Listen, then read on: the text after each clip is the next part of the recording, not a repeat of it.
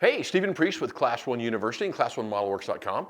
And it's great to be with you fellow modelers. And we've had all kinds of questions about the TWF10, which we are going to be releasing.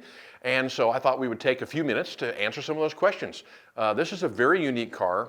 It has a very special place in railroad history because of its outfitting and the way it supports the load and the trucks that are used underneath it, which are really, really interesting. And as I mentioned in another video, when I was working for the railroad, these cars would stick out to me because I switched them in and out of Sunflower Left and Argentine, and they just look so different. And the real reason is the extreme narrow wheelbase on each end, followed by the completely covered truck access. Most cars, freight cars, you can see the trucks. Now on passenger cars, it's kind of common to have skirting like this, but on freight cars, it's actually quite unique. So that's one of the things that made these kind of stick out to me. So let's talk a little bit about the car in general. First of all, these cars were designed and made as high capacity cars. They have a higher load rating. In other words, they can carry more weight basically than articulated cars and some of the other single well cars. And that's really important because in an intermodal facility, if you end up with some very heavy containers, you need to put those containers on cars that are capable of carrying that heavier load, and that's one of the reasons these cars were developed.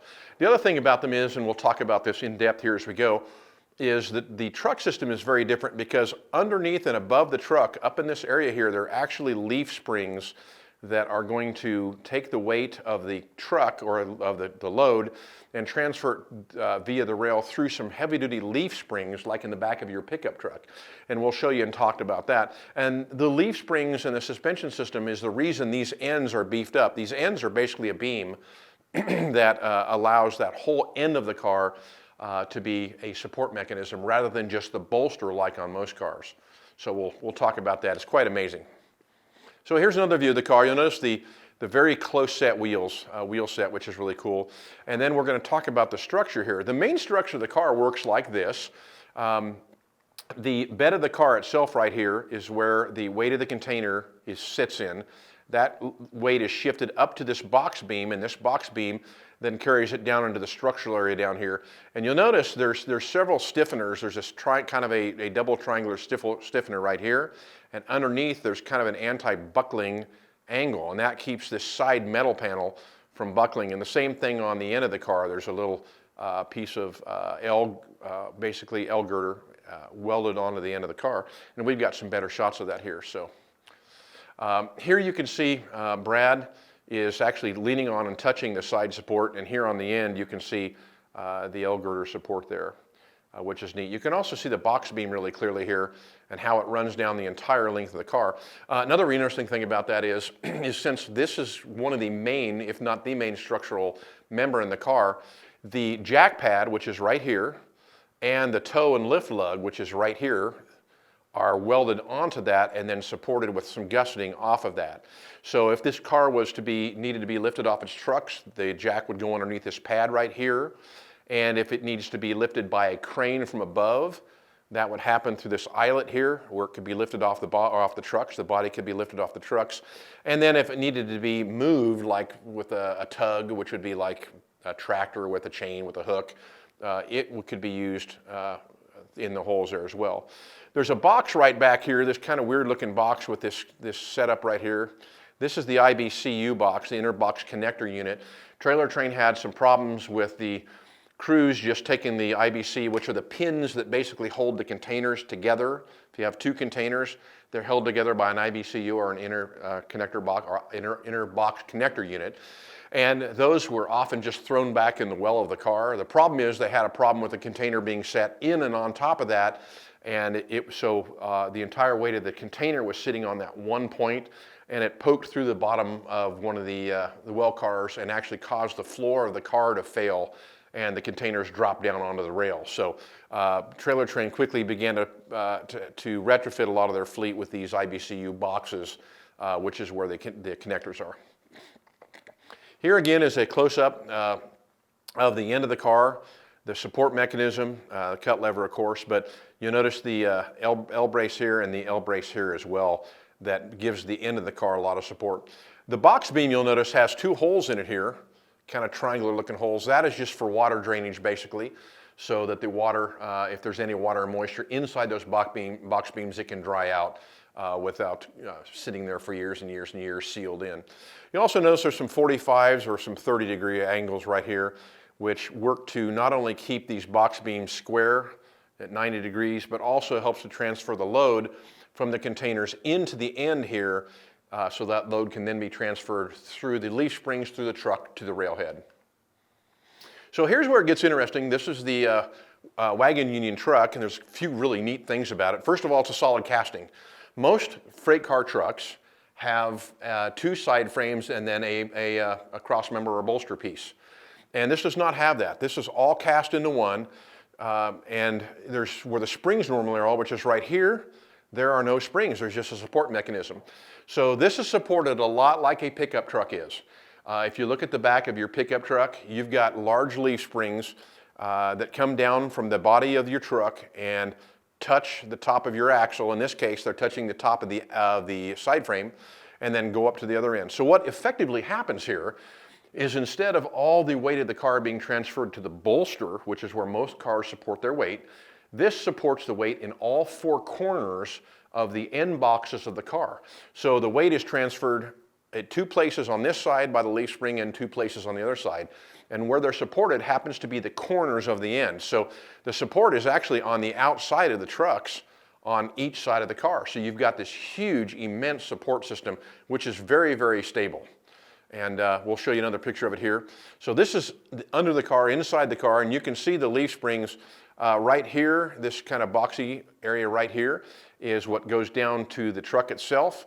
And then the load is supported up and into the body on each corner, the front and of the car where the coupler is, and then up here towards where the well is. So it's a really unique support system. And our model has all this detail in it. We have all those leaf springs in there above the truck, so it's really cool. Another very interesting thing about well cars in general is a lot of the support mechanisms. So you've got beams or structural members, as we would call it, and then you have fillets or gussets. And so here you have a box beam, a rectangular box beam underneath, and this is under the car where the container sits in the well, so this is known as the well. So you have this member here, and then you've got a fillet or a gusset in here. And we modeled this on the car in a very interesting way. Our cars are cast metal, but in order to get this really fine, super thin detail right here, what we did is we have a metal car with a etched brass insert that lays inside the car. So you've got the bulky structure, which is the Zamac casting, capped off by a really cool, finely detailed brass etching. And on the car, it looks fantastic. Here again, you can see that. You can kind of see some of the curved fillet in here. And then you can see the structural members. This is the end of the well, by the way. So this is where the container actually sits on the floor of the car. And that's what this large cast piece is right here. This is where the container sits, the corner of the container where the IBCU is actually right above this point, and all the weight is transferred into this piece and then up the side of the car to that box beam. So this is a really, really important metal casting on the car. So another cool thing about, really neat thing about well cars and the TWF10 in general is the fact that all the brake rigging is up on top, fairly compact and very visible. And that combined with etched walkways really creates a neat car. And we took the time on our models to go through all this, to measure all this, and of course we have complete drawings of the car as well. And so we're able to reproduce the walkways and all the brake rigging underneath it in absolutely just stunning detail. Here we are out at the car. That's Mike Brusky and Brad Voth. Measuring and photographing, we took about almost 1,600 photographs of the car. And part of that was, this was what we would consider the late car. So it has the 110 and some of the warning labels like here behind Brad right here, like do not put any debris on the floor of the car and some things like that. So we actually photographed the daylights out of not just the lettering, but the entire structure and the placement of all the details and all the car components. So we were able to really nail them. Here we go again. This is that lift point we talked about earlier, that jack pad lift point, and their Mike is out there measuring it. That gives you another kind of an idea of how complex of a of a welded structure those are. And of course, there's 4 of them, each one of them in the opposite corners of the car right outside the well. So really, really neat stuff. Here's the box beam. So they're in there kind of photographing and measuring. Mike was running a tape measure, Brad was photographing. You can see the box beam running all the way down the car, which is really a cool thing. And then of course you can see the details and the cutouts in the car itself right here right in front of Brad. That's so that you can reach in and measure the tread of the wheels per FRA requirements. There's also holes in the top deck which can be used to facilitate some of the brake change outs. So really, really neat cars. And there's kind of a side view of it. You can see how low it sits. You can see some of the details we were talking about. In the center here, you've got supports for the 20-foot containers. There, 2 of them would sit and rest on either one of these, and then the other point, the containers would sit on there. Of course, that load is carried up to this box beam and then down to the ends here, where it's distributed through this area right in here to the truck itself and the leaf springs underneath. So really a cool car design. So I want to thank you for spending part of your afternoon or evening or morning with me.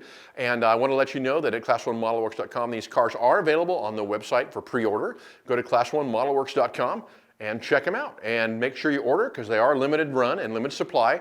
And there's a couple numbers that are getting fairly close to selling out. So if you want them, get them while the getting's good.